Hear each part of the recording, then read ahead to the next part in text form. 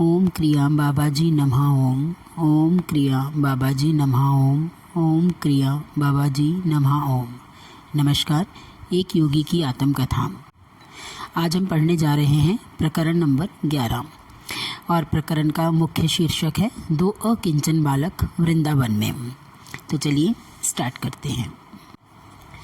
यदि पिताजी तुम्हें उत्तराधिकार से वंचित कर दे तो कोई अन्याय नहीं होगा। मुकुंद, कितनी मूर्खता से तुम अपना जीवन व्यर्थ गंवा रहे हो। ज्येष्ठ भ्राता का हितोपदेश मेरे कानों पर आक्रमण कर रहा था। जितेंद्र और मैं ताजे ताजे रेलगाड़ी से उतरकर अनंत दा के घर पहुंचे थे, जो हाल ही में कोलकाता से स्थानांतरित होकर इस प्राचीन नगरी आगरा में रहने आए थे। वे सरकारी लोक निर्माण विभाग PWD में सुपरवाइजिंग अकाउंटेंट थे।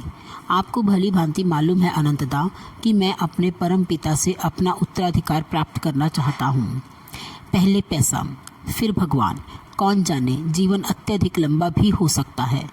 पहले भगवान, लक्ष्मी तो उनके अधीन है, कौन कह सकता है। जीवन अत्यधिक छोटा भी हो सकता है। मेरा यह जवाब केवल प्रसंग अनुरूप दिया गया प्रत्युत्तर था। इसमें किसी पूर्वाभास का कोई संकेत नहीं था। अफसोस, अनंत का जीवन सचमुच छोटा साबित हुआ। लगता है आश्रम में बड़ा ज्ञान पा लिया है तुमने, पर बनारस तो तुमने छोड़ दिया है। अनंतदा की आंखें आत्मतृप्ति के भाव से चमक रही थीं। उन्हें अब भी आशा थी कि वे मेरे पंखों को समेटकर मुझे पारिवारिक घोंसले में सुरक्षित रख पाएंगे। बनारस में मेरा अल्पवास व्यर्थ नहीं हुआ। मेरा हृदय जिसके लिए तड़प रहा था उसे मैंने वहाँ पा लिया है, और आप निश्चिंत रह सकते हैं कि वह आपके पंडित या उनके सुपुत्र नहीं हैं। उस प्रसंग की याद में अनंतदा भी मेरे साथ हंस पड़े। उन्हें यह स्वीकार करना पड़ा कि बनारस के जिस अंतर्दर्शी को उन्होंने नियुक्त किया था वह अल्पदर्शी ही सिद्ध हुआ था। तो अब तुम्हारा क्या विचार है मेरे घुमक्कड़ भाई? जितेंद्र ने मुझे आगरा आने के लिए मनाया। यहाँ हम ताजमहल की सुंदरता देखेंगे और उसके बाद हम लोग मेरे नए नए ही मिले गुरु के पास जाएंगे, जिनका आश्रम श्री रामपुर में है। मैंने कहा। अनंतदा ने हमारे रहने की आरामदेह व्यवस्था की। उस दिन शाम को मैंने अनंत को कई बार चिंतनशील भाव से मुझ पर दृष्टि गड़ाई देखा। मैं इस दृष्टि को अच्छी तरह पहचानता हूँ। मैंने सोचा कोई षड्यंत्र रचा जा रहा है। सुबह जल्दी ही हम नाश्ता करने बैठे, तब षड्यंत्र का रहस्य उद्घाटन भी हो गया। तो तुम्हें पिताजी की संपत्ति के आधार की कोई आवश्यकता नहीं लगती? कल की बातचीत का सूत्र फिर पकड़ते हुए अनंत ने निष्कपट दृष्टि से कहा। मुझे यह बोध है कि मैं ईश्वर पर निर्भर हूँ। बातें करना आसान है, जीवन में अब तक तुम्हारी सुरक्षा की है। यदि तुम्हें भोजन और आश्रय के लिए उसी ईश्वर के अदृश्य हाथ पर निर्भर रहना पड़ता तो तुम्हारी क्या दशा होती? शीघ्र ही तुम सड़कों पर भीख मांगते फिरते। कदापि नहीं। ईश्वर को छोड़कर किसी पथिक से कोई आशा मैं कदापि नहीं करता। भगवान अपने भक्त के लिए भिक्षा पात्र के अलावा भी 1000 अन्य उपाय कर सकते हैं। और अधिक वाकविलास, यदि मैं यह कहूँ कि तुम अपने जिस तत्व ज्ञान के बारे में इतनी डींग मार रहे हो उसे इस मूर्त जगत में आजमाया जाए तो मैं तुरंत स्वीकार कर लूँगा। आप क्या ईश्वर को कल्पना जगत तक ही सीमित मानते हैं? पता चल जाएगा। आज तुम्हें ऐसा अवसर मिलेगा कि तुम मेरे दृष्टिकोण को और भी अधिक विस्तारित करोगे, या फिर कम से कम उसका समर्थन तो तुम्हें करना ही पड़ेगा। अनंतदा वातावरण में गंभीरता को बढ़ाने के लिए थोड़ी देर रुके, फिर गंभीरतापूर्वक धीरे धीरे बोलने लगे। मेरा यह प्रस्ताव है कि मैं तुम्हें और तुम्हारे गुरु भाई जितेंद्र को अभी सुबह निकट ही स्थित वृंदावन भेजूं। तुम दोनों अपने साथ एक भी रुपया नहीं ले जाओगे। तुम भिक्षा नहीं मांगोगे, ना अन्न की ना पैसे की।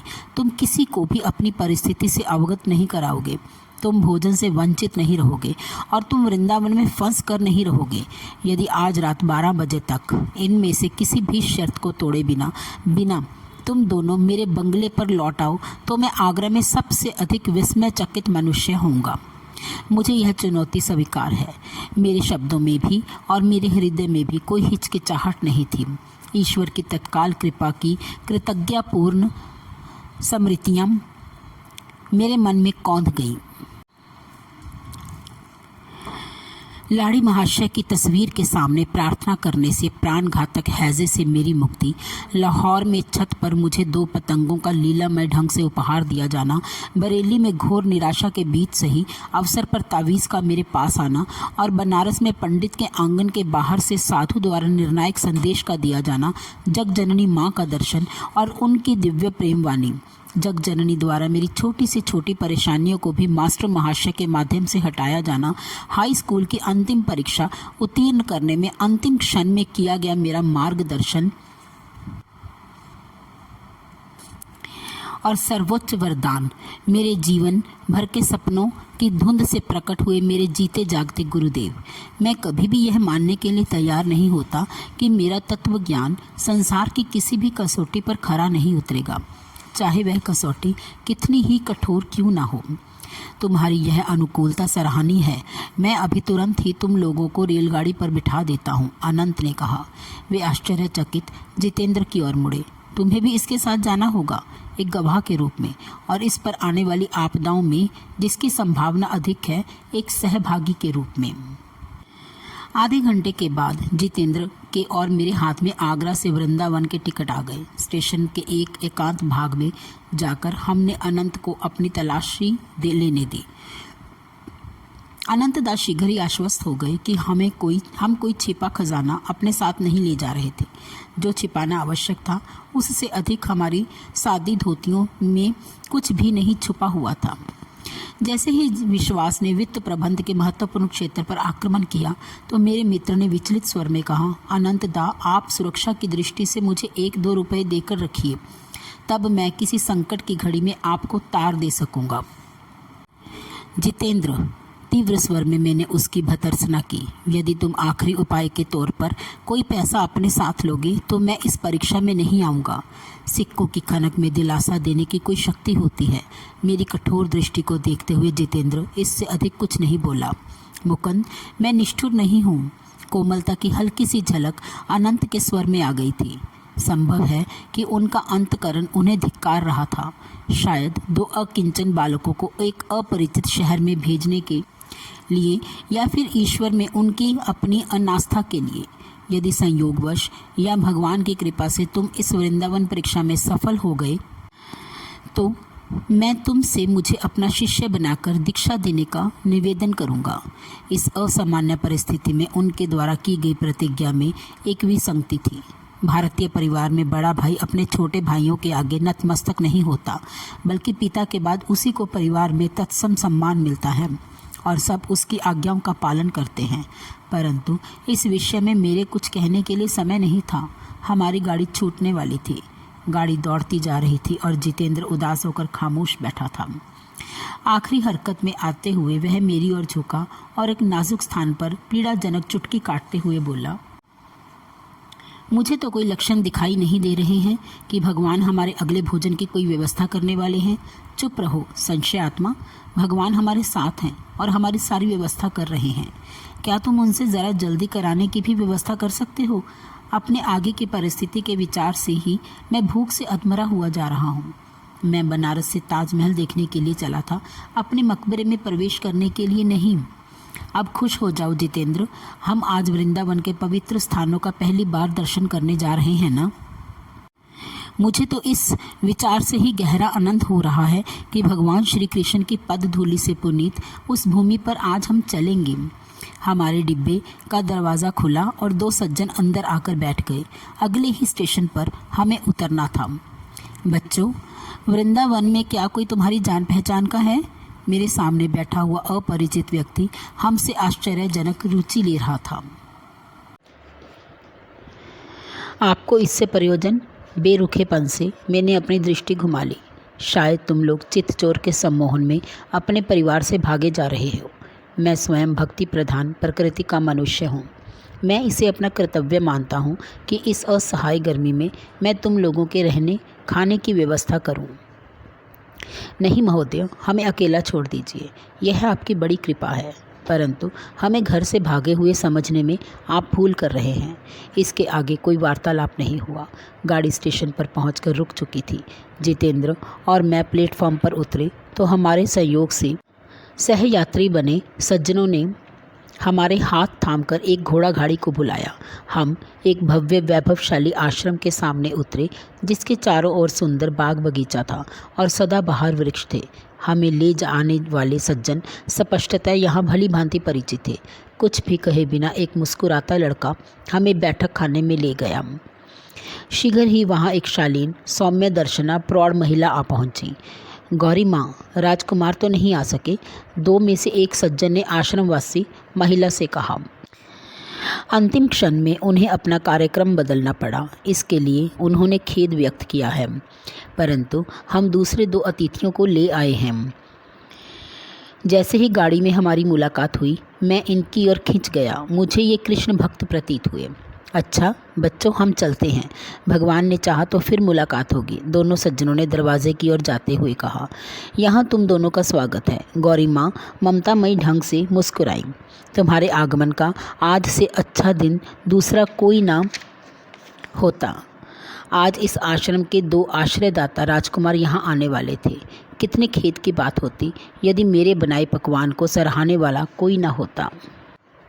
इन मधुर शब्दों का जितेंद्र पर आश्चर्यजनक प्रभाव पड़ा। उसकी आंखों से अश्रुधाराएं बहने लगीं। वृंदावन में जिस आगे की परिस्थिति का उसे भय था, वह तो राजसी सत्कार में बदल रही थी। आकस्मिक रूप से इतने बड़े परिवर्तन के साथ अपने मन का मेल बिठाना उसकी क्षमता से बाहर हो रहा था। गौरी माँ ने कौतूहल से उसकी ओर देखा और कहा कुछ नहीं। शायद वे किशोर प्रवृत्तियों से परिचित थीं। भोजन का बुलावा आ गया। गौरी माँ हमें एक बरामदे में ले गई, जहाँ भोजन किया जाता था। वह बरामदा नाना प्रकार के व्यंजनों की सुगंध से महक रहा था। फिर वे साथ ही में लगे रसोई घर में चली गई। मैं इस क्षण के बारे में पहले से ही विचार कर रहा था। जितेंद्र के शरीर पर योग्य स्थान चुनकर मैंने उसे वहाँ उतनी ही ज़ोर से पीड़ाजनक चुटकी काटी, जितनी ज़ोर से उसने गाड़ी में मुझे काटी थी। संशय आत्मा, भगवान व्यवस्था करते हैं, जल्दी से भी। गौरी माँ एक पंखा लेकर लौट आई। हम अलंकृत 19 आसनों पर बैठे थे और वे हमें भारतीय पद्धति के अनुसार पंखा झलती रहीं। आश्रमवासी शिष्य कुछ 31 व्यंजनों को परोसते आ जा रहे थे। उसे भोजन कहने से राजसी भोज कहना अधिक युक्ति संगत होगा। इस धरातल पर जन्म लेने से लेकर अब तक ना जतेंद्र ने और ना मैंने कभी ऐसे व्यंजन चखे थे। ये व्यंजन तो सचमुच राजकुमारों के ही योग्य हैं। पूज्य माता जी, आपके राजसी आश्रयदाताओं को इतने स्वादिष्ट भोजन से अधिक क्या महत्वपूर्ण लगा, मैं कल्पना ही नहीं कर सकता। आपने हमें जीवन भर के लिए एक स्मृति प्रदान कर दी है। अनंत की शर्त से मुंह बंद किए जाने के कारण हम उस करुणामयी भद्र नारी से यह भी नहीं कह सकते थे कि हमारे धन्यवाद का दोहरा महत्व था। कम से कम हमारे हृदय की सच्चाई उन उद्गारों में सुस्पष्ट थी। हम उनके आशीर्वाद और आश्रम में पुनः आने के निमंत्रण के साथ वहाँ से चल पड़े। बाहर धधकती धूप थी। जितेंद्र और मैं आश्रम के फाटक के पास स्थित एक विशाल कंदम्ब वृक्ष की छाया में जाकर खड़े हो गए। वहाँ पहुँचते ही जितेंद्र के मुँह से तीव्र शब्द बाण चलने लगे। वह फिर एक बार शंका व्यथित हो उठा था। तुमने अच्छी मुसीबत में फंसा दिया है आज मुझे। लगता हमारा यह भोजन तो केवल एक संयोग था। हम दोनों के पास एक भी पैसा तो है नहीं, बस शहर का दृश्यावलोकन कैसे करेंगे। और सबसे बड़ी बात तो यह है कि बिना पैसे के तुम मुझे अनंत के घर तक वापस कैसे ले जाने वाले हो। तुम भगवान को जल्दी ही भूल जाते हो। अब तुम्हारा पेट जो भर गया है। मेरे शब्दों में कटुता तो नहीं थी, पर आरोप अवश्य था। मनुष्य के मन में दैवी कृपा की स्मृति कितनी अल्पकालिक होती है। ऐसा कोई भी मनुष्य नहीं है जिसकी कोई ना कोई प्रार्थना कभी ना कभी पूरी ना हुई हो। तुम्हारे जैसा पागल का साथ देने का दुस्साहस करके मैंने जो भूल की है, उसे मैं कभी नहीं भूल सकूँगा। शांत हो जाओ जितेंद्र। जिस भगवान ने हमें खाना खिलाया, वही हमें वृंदावन का दर्शन भी कराएंगे और आगरा वापस भी ले जाएंगे। इतने में एक क्षीणकाय युवक हमारी ओर तेजी से आता दिखाई पड़ा। उसी कंदम्ब वृक्ष के नीचे आकर उसने मेरे सामने शीश झुकाया। प्रिय मित्र, आप और आपके साथी निश्चय ही यहाँ नए हैं। आइए, मैं आपकी आगवानी और पथ प्रदर्शन करता हूँ। किसी भारतीय का चेहरा पीला पड़ना वस्तुतः शायद ही कभी संभव हो सकता है, परंतु जितेंद्र का रंग अकस्मात उड़ गया। मैंने उस प्रस्ताव को नम्रता से अस्वीकार कर दिया। निश्चय ही आप मुझे भगा नहीं रहे हैं। उस अजनबी के चेहरे पर उभरे व्यग्रता के भाव अन्य किसी भी परिस्थिति में हंसी ले आते। क्यों नहीं, आप मेरे गुरु हैं। विश्वास से भरी उसकी आंखें मेरी आंखों में जिज्ञासा पूर्वक झांकने लगी। मेरी मध्यवाह उपासना के दौरान परम कृपालु भगवान श्री कृष्ण मेरी अंतर्दृष्टि में प्रकट हुए। उन्होंने इसी वृक्ष के नीचे मुझे 2 असहाय आकृतियां दिखाईं। उनमें से एक आपका ही चेहरा था। मेरे गुरुदेव, मैंने यह चेहरा प्राय ध्यान में देखा है। यदि आप मेरी सेवा स्वीकार करें तो मुझे कितना आनंद होगा। मुझे भी आनंद हुआ है कि तुमने मुझे ढूंढ निकाला। ना तो भगवान ने ना ही मनुष्य ने हमारा परित्याग किया है।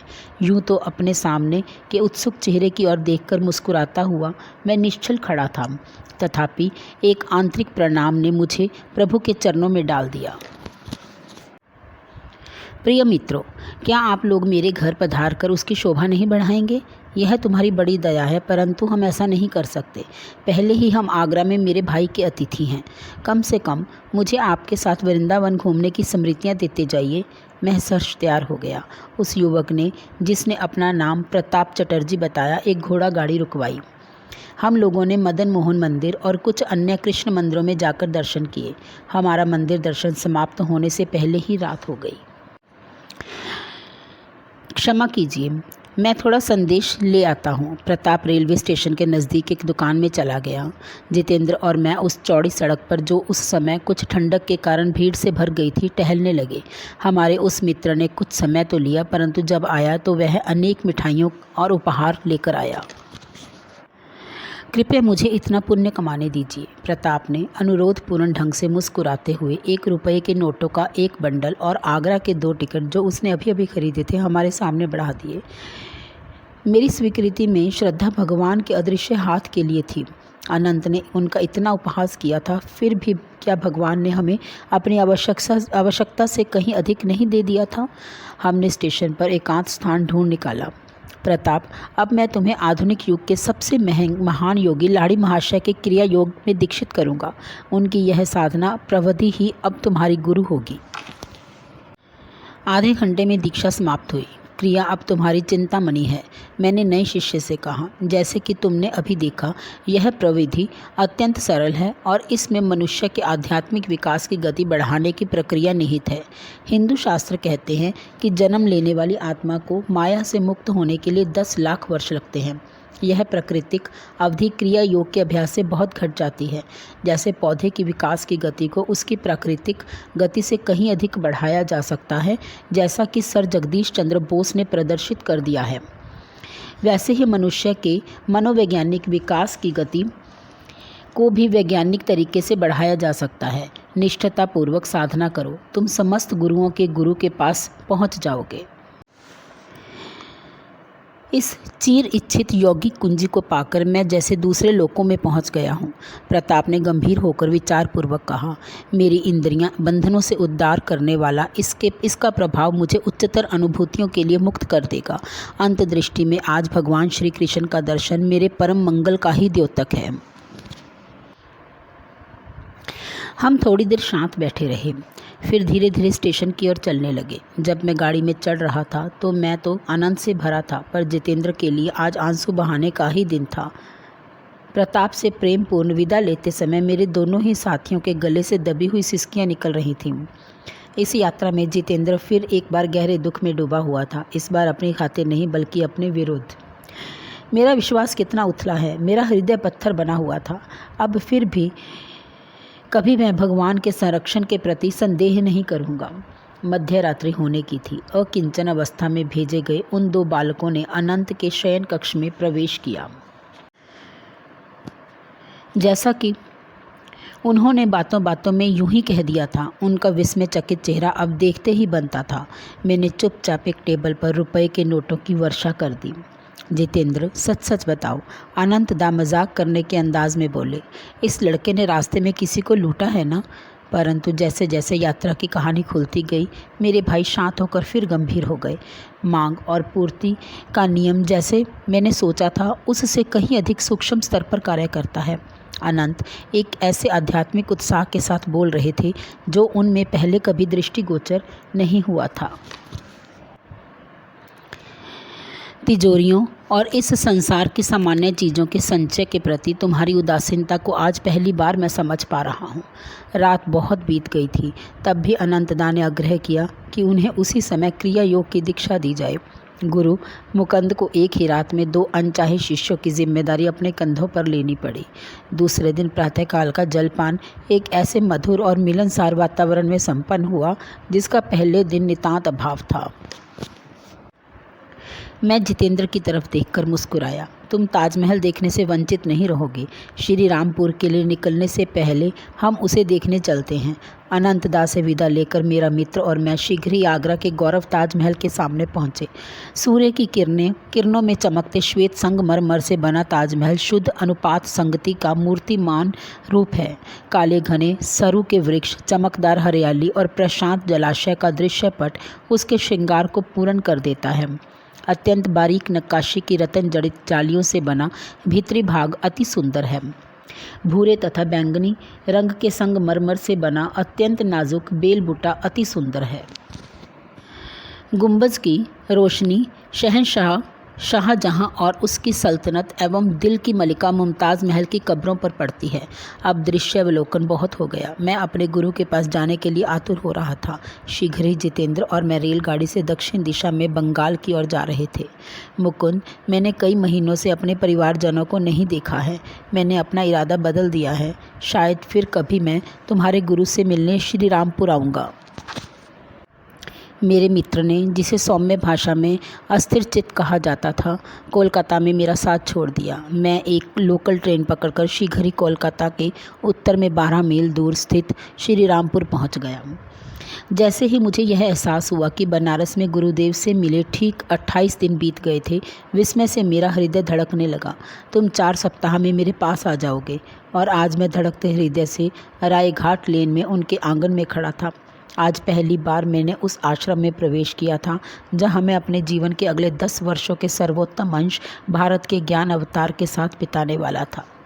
ये प्रकरण यहीं पर समाप्त होता है। नमस्कार। ओम क्रिया बाबा जी नमः। ओम।